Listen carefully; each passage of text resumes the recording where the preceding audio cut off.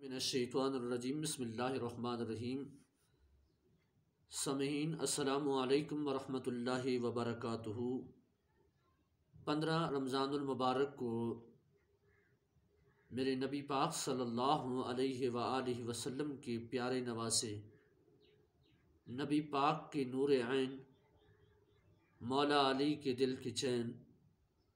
سیدہ طیبہ طاہرہ کے نور نظر جناب حسن المجتبیٰ رضی اللہ تعالی عنہ کی یوم ولادت ہوئی۔ جس وقت آپ کی ولادت کی خبر نبی پاک صلی اللہ علیہ وآلہ وسلم تک پہنچی، نبی پاک صلی اللہ علیہ وسلم اپنی پیاری بیٹی کے گھر تشریف لائے اور کہا کہ بیٹی، مجھے پتہ چلا ہے کہ اللہ نے آپ کو بیٹے سے نوازا ہے، تو آپ کو مبارک ہو۔ مولا علی کرم اللہ وجہ الکریم کو نبی پاک صلی اللہ علیہ وآلہ وسلم نے مبارکباد دی۔ جناب علی المرتضیٰ شیر خدا نے امام حسن المجتبیٰ کو گود میں لیا اور حضور صلی اللہ علیہ وسلم کی مبارک گود میں رکھ دیا۔ پیارے نبی صلی اللہ علیہ وآلہ وسلم نے اپنی مبارک زبان مبارک حضرت امام حسن المجتبیٰ کے منہ مبارک میں رکھی تو آپ نے چوسنا شروع کر لی۔ گویا پہلی گوٹی اور پہلی خوراک جو امام حسن المجتبیٰ کو اس دنیا میں آ کر جو نصیب ہوئی، وہ حضور صلی اللہ علیہ وسلم کی مبارک زبان اور مبارک گھوٹی جو حضور کی مبارک زبان سے حاصل ہوئی۔ سامعین ذی وقار،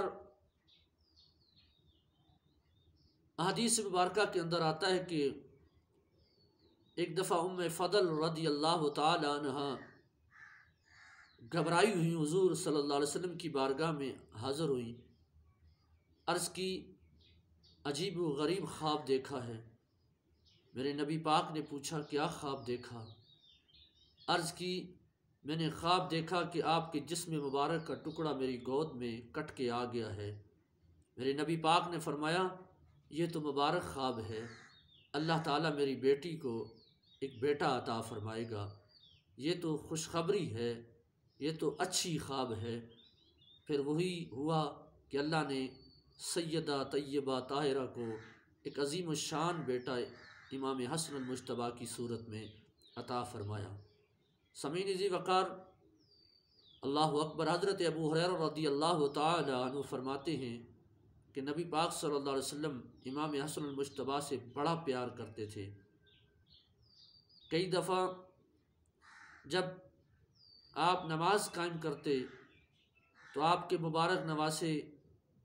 کبھی آپ کی گود میں بیٹھ جاتے، کبھی آپ کی مبارک پنڈلیوں سے لپٹ جاتے، کبھی آپ سجدے میں جاتے تو نبی پاک کے دوش مبارک پر سوار ہو جاتے۔ ایک دفعہ نبی پاک صلی اللہ علیہ وآلہ وسلم منبر پر جلوہ فروز تھے اور اپنے پیارے نواسے امام حسن المجتبیٰ کو کھڑا کر کے فرمایا ھذا سیدو، سنو یہ میرا بیٹا سردار ہے، یہ میرا وہ عظیم بیٹا سردار ہے کہ جو دو مسلمان جماعتوں کے درمیان صلح کروا دے گا۔ میرے اس بیٹے کے ہاتھوں دو مسلمان جماعتوں میں صلح ہو جائے گی۔ گویا میرے نبی پاک صلی اللہ علیہ وسلم نے امام حسن المجتبیٰ کی مبارک فراست کو دیکھ کر اعلان فرمایا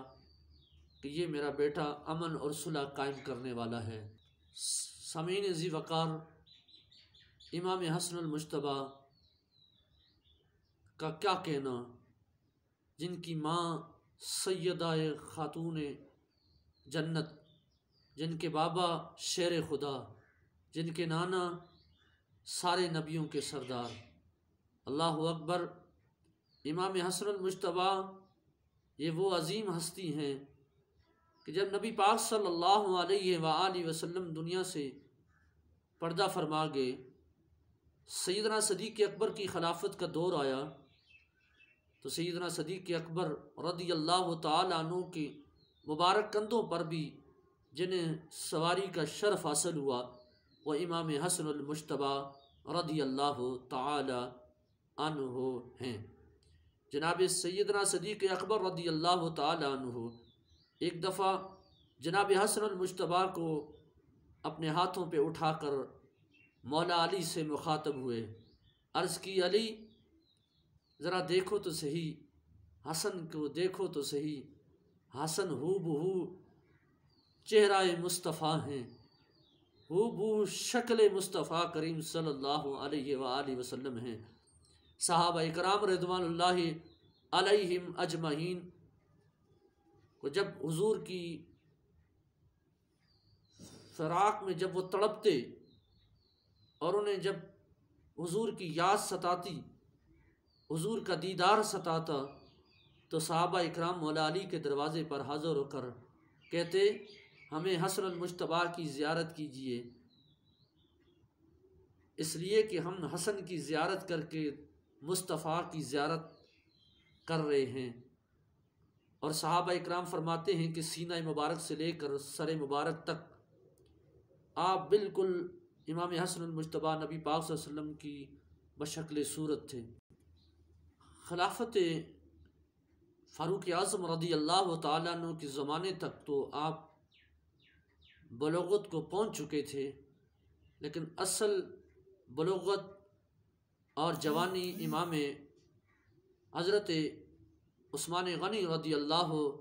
تعالی عنہ کے زمانے میں آپ جوانی کے عروج پر پہنچے، جیسا کہ ہمیں کتب احادیث میں ملتا ہے۔ مولا علی کرم اللہ وجہ الکریم کے زمانے میں آپ بھی کئی جنگوں میں شریک ہوئے۔ جب جناب علی المرتضیٰ شیر خدا کی جام شہادت ہوئی تو پھر آپ نے منصب خلافت کو سنبھالا، 6 ماہ تک آپ منصب خلافت پر فائز رہے۔ پھر حضور کی وہ مبارک حدیث کہ میرا یہ بیٹا سید ہے اور 2 مسلمان جماعتوں میں صلح کروائے گا، آپ نے امت کو بڑے فتنے سے بچانے کے لیے خلافت کی قربانی دے دی، لیکن نبی پاک صلی اللہ علیہ وسلم کی امت کو بٹنے نہیں دیا، ٹوٹنے نہیں دیا، جگڑنے نہیں دیا، فساد کو برپا ہونے نہیں دیا۔ خلافت کی قربانی دے کر حضور کی زبان مبارک کی وہ عظیم پیشن گوئی بھی پوری ہو گئی، اور پھر خلافت کی قربانی دے کر بادشاہت کو جو ہے وہ قبول نہیں کیا، کیونکہ امام حسن المجتبیٰ جو ہے انہوں نے اپنے بابا سے یہ بات سنی تھی کہ بیٹا حضور نے فرمایا صلی اللہ علیہ وسلم میرے بعد 30 سال خلافت رہے گی، پھر مملوکیت کا دور شروع ہو جائے گا۔ گویا وہ جو 6 ماہ کچھ دن 30 سالوں تک رہتے تھے، یعنی میرے بعد 30 سال خلافت رہے گی، حضور صلی اللہ علیہ وسلم نے فرمایا۔ وہ حضرت مولا علی کی شہادت کے بعد 6 ماہ اور کچھ دن رہتے تھے، اس خلافت کا وہ حصہ حضرت امام حسن المجتبیٰ نے خلافت کو سنبھال کر مکمل کر دیا۔ اب جب دن اور وہ 30 سال جتنے حضور نے بتائے مکمل جس دن ہوئے، اسی دن امام حسن المجتبیٰ نے خلافت سے دستبرداری کا اعلان کر کے اب جو مملوکیت کا دور تھا وہ حوالے کر دی، اور امت میں صلح بھی کروا دی، اور امت کے اندر صلح کروا کے بڑے فتنوں سے امت کو بچا لیا۔ اور یہ تاریخ رقم کر دی کہ جب نانا کی امت میں فسادات ہونے لگیں تو پھر صلح کر کے امت رسول کو بچایا جائے، صلح کر کے دین کو بچایا جائے۔ اگرچہ آپ کو زہر دیا گیا، ایک دفعہ دیا بچ گئے، دوسری دفعہ دیا، تیسری دفعہ، کہتے ہیں 5 مرتبہ سے زیادہ آپ کو زہر دے کر آپ کو جو ہے شہید کروانے کی کوشش کی گئی۔ 5ویں مرتبہ زہر اتنا آلودہ تھا کہ آپ کا جگر مبارک کے ٹکڑے ٹکڑے ہو گئے، اور آپ نے جب اپنا آخری وقت تھا، امام حسین نے عرض کی بھائی جان مجھے بتا دیجئے کس نے آپ کو زہر دی، اور تاکہ میں آپ کا بدلہ لے سکوں۔ آپ نے فرمایا میرے بھائی پہلی بات تو یہ ہے کہ جس پر مجھے شک ہے ممکن ہے وہ میرا شک ہو، اور میں اس بدگمانی کے اندر رہوں اور وہ نہ ہو، اس لیے میں نے اپنا معاملہ اللہ پہ چھوڑ دیا ہے، اور فرمایا آپ کو ضرورت نہیں بدلہ لینے کی۔ بس یہ عظیم کلمات تھے، اور پھر فرمایا اے میرے بھائی میرا آخری وقت ہے، میں دیکھ رہا ہوں میرے بابا مجھے لینے کے لیے کھڑے ہیں، میں دیکھ رہا ہوں میری ماں سیدہ طیبہ طاہرہ اپنی باہوں کو پھیلائے ہوئے، اپنی جھولی کو پھیلائے ہوئے مجھے پکار رہی ہے میرے بیٹے آ جا، میں تمہیں اپنے سینے سے لگا لوں۔ میرے بھائی حسین میں دیکھ رہا ہوں میرے نانا مجھے آواز دے کر کہتے ہیں میرے نواسے آ جا، آ جا میرے نواسے، میں اپنے سینے سے لگا کر تجھے ٹھنڈک پہنچاؤں۔ اس لیے میرے بھائی میرا آخری وقت ہے، اپنا خیال رکھنا، یہ دنیا فانی ہے، اور یاد رکھنا جس نانا نے ہمیں اپنی گود میں پال کر اپنی محبت کی آغوش میں، جس ماں نے ہمیں لوریاں دی، جس بابا علی نے اپنے مبارک ہاتھوں پہ اٹھا کر ہمیں جو ہے گمایا، یاد رکھنا ان کے مبارک دین کو پامال نہ ہونے دینا۔ دیکھو مجھے دیکھو میں نے دین پہ آنچ نہیں آنے دی، میں نے رسول اللہ کے دین پہ آنچ نہیں آنے دی، میں نے عزت رسول کے لیے، دین رسول کے لیے میں کتنا پیارا تھا اپنے نانا کا، میں اپنی ماں کا کتنا لاڈلا تھا، میں اپنے بابا علی کا کتنا پیارا تھا، لیکن آج دیکھیں بات دین کی آئی تو میں نے اپنے آپ کو قربان کر دیا، لیکن اپنے نانا کے دین پہ آنچ نہیں آنے دی۔ میں نے اپنے آپ کو مرنا قبول کر لیا، لیکن میں نے اپنے نانا کے دین پہ حرف نہیں آنے دیا، میں نے اپنے خاندان کی عزت کو اس پر داغ نہیں لگنے دیا، قربانی قبول کر لی۔ اے میرے بھائی حسن وقت آئے گا کہ دشمن چاروں طرف سے آپ پر حملہ کریں گے، لیکن جب وہ وقت آیا استقامت سے قائم رہنا، جان کا نذرانہ دے دینا لیکن علم کو گرنے نہ دینا، جان کا نذرانہ دے دینا، نبی کے دین کی عزت کو پامال نہیں ہونے دینا، خون سے اپنے آپ کو رنگین کر دینا لیکن نبی کے علم کو بلند کرنا۔ میرے بھائی میں جا رہا ہوں، اور وہ دیکھو اگر دیکھ سکتے ہو تو میری اور آپ کی ماں مجھے بلا رہی ہے، وہ دیکھو اگر دیکھ سکتے ہو تو ہمارے بابا علی مجھے بلا رہے ہیں، وہ دیکھو روزے سے آواز آ رہی ہے حسن آؤ میں منتظر ہوں آپ کا۔ بس یہ کلمات تھے امام حسن المجتبیٰ کی زبان پر کہ پھر آپ کی جان، آپ کی روح مبارک آپ کے بدن مبارک سے پرواز کر گئی، گویا آپ اس دنیا فانی کو چھوڑ کر دنیا بقا کی طرف روانہ ہو گئے۔ سامعین ذی وقار،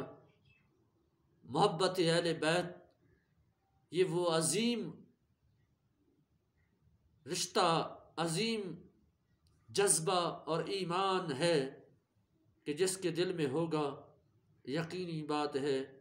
اس کے دل میں رسول اللہ کی محبت ہوگی۔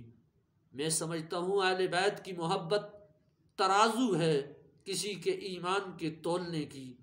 کسی کے ایمان کو پرکھنے کے لیے اگر کوئی میزان چاہیے، اگر کوئی پیمانہ چاہیے، اگر کسی کے ایمان کو دیکھنا ہو تو پھر محبت اہل بیت کے ذریعے سے اسے آزمایا جائے، جانا جائے، پہچانا جائے۔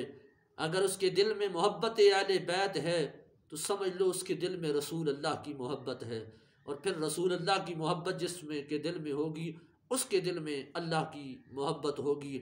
اسی لیے تو فرمایا محبوب آپ فرما دو قل لا اسألکم علیہ اجرا الا المودۃ فی القربى، میرے محبوب آپ اپنی امت کو فرما دیجئے میں تم سے اپنی اس تبلیغ کا کوئی اجر نہیں مانگ رہا ہوں، بس ایک ہی اجر ہے، اگر دینا چاہتے ہو تو میری اہل بیت سے محبت کرو، میری اہل بیت کا دامن تھام لو،